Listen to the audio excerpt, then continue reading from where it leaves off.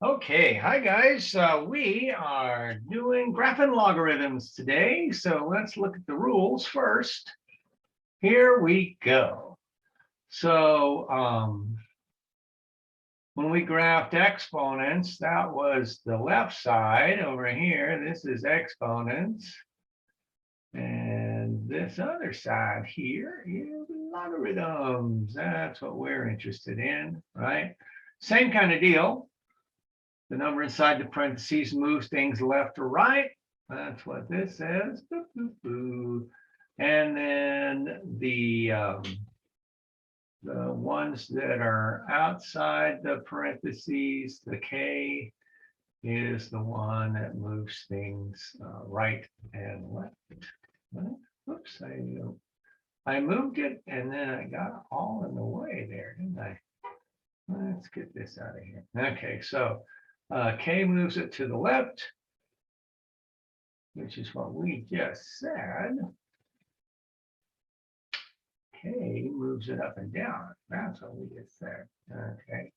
And then H moves it either left or right. And then A, the little number that's in front, that just makes it taller or shorter, but it also makes it concave up or concave down. So you'll know what we're talking about once we draw the picture. So we can draw that picture now. So let's quit sharing this page and go back to sharing this page. There we go. Not very bright, is it? Let's see. Maybe we can get more light. A little bit more light. There we go. All right, so we're finding the domain and range, the equation of the asymptotes, the coordinates of the intercepts, right? X and Y intercepts. That's what we want to know. Here we're graphing a log base 3 of X. Log base 3 of X. Now, the deal is on your calculator, you cannot graph log base 3. Too bad, so sad, huh? But all the logarithms look the same. So let me show you an example. If I do natural log of X, and I graph that natural log. Let's see. Do you notice that it looks like this, right? What's going on here is there's a vertical asymptote right down the middle of the graph. See if I can draw on this. There's an asymptote. I want red. An asymptote right down the middle.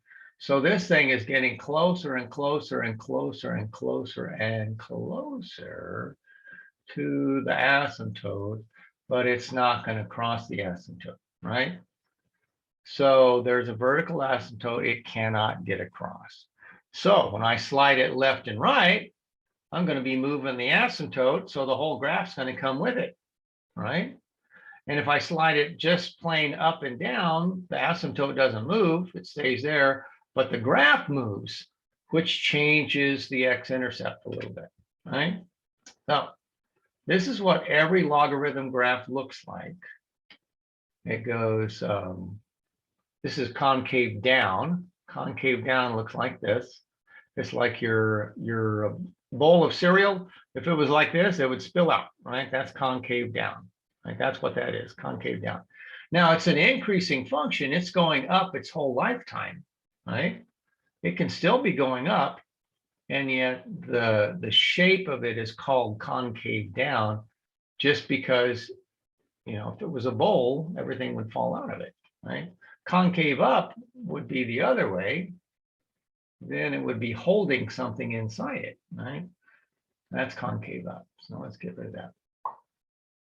Let's erase everything and come back to this one. So the log base 3 of X. Now, there's an easy way to solve this. There's an easy way to graph this. And that is to graph y equal, or to figure out the points, y equals 3 to the x. Now we have a list of those things, right? We've got the -2 power is 1/9. We've got the -1 power is 1/3. Remember that from that thing we did? 0 is 1. 1 is 3. 2 is 9. 3 was 27, right? That's the powers of 3. Now remember that the logarithm graph is the opposite, not the opposite, the inverse. The inverse. So if I do y equals the log base 3 of x, then the x numbers that are going in are going to be the switched. Remember, we just switched the x and y. And so 1/9, when 1/9 goes in, the y value is -2. When 1/3 goes in, the y value is -1.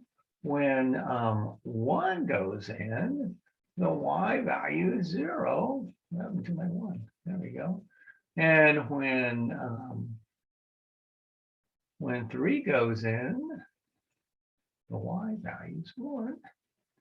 And can I keep going? I can. When 9 goes in, the y value is 2, right? So what am I doing? I'm graphing this. So if this is 2, right? If this is -1/9, it's way. Now remember our asymptotes right here. Pow, pow, pow, pow, pow, right? And so 1/9 is really close to the asymptote. And then 1/3 is really close to the asymptote. And then 1/0 is right there. And then 1, 2, 3, 1 is right there. And then I have to go 9 to get to 2. So way over here, this is 4, 5, 6, 7, 8, 9. And that's way up here. My graph would look like that. Okay. So what is the domain? Well, it starts at 0 and it goes to the right. Right? What's the range? Well, what y numbers am I using? I'm using all these y numbers, all these negative numbers, all these positive numbers. I'm using every positive thing. What's the asymptote? Well, it's a vertical line. So that is x equals 0. And then the coordinates of the intercept. Well, this one only has, it doesn't have a y-intercept. Y-intercept is none because that's where the asymptote is. So that's going to be none right here. And then the x-intercept is 1, 1,0. Make sure you give me the coordinates. That's what it says, coordinates of those. So let's do log base 3 and scoot it over 3. What does that mean? Remember this guy right here? That means go to the left. That's what that little rule sheet tells me, right? Go to the left. So what am I moving to the left? I'm moving the asymptote to the left. So the asymptote is going to be right here at -3. So that's y equals -3. And then what else did I move? See, I moved this thing, this point right here, I moved it 3 to the left. So it's at 1 right now. So if I'm at 1 and I move 3 to the left, 1, 2, 3, then the x-intercept, oops, I should be doing blue. Then the x-intercept is right there. X-intercept is -2, 0. Why is that? Because I took the regular graph and just slide it to the left 3, right? Left 3. That's what that said. And so where was I? I was at 3, 1. 3, 1. If I go left 3, 1, 2, 3, that's going to be right on the y-axis. So the y-intercept, now it has a y-intercept.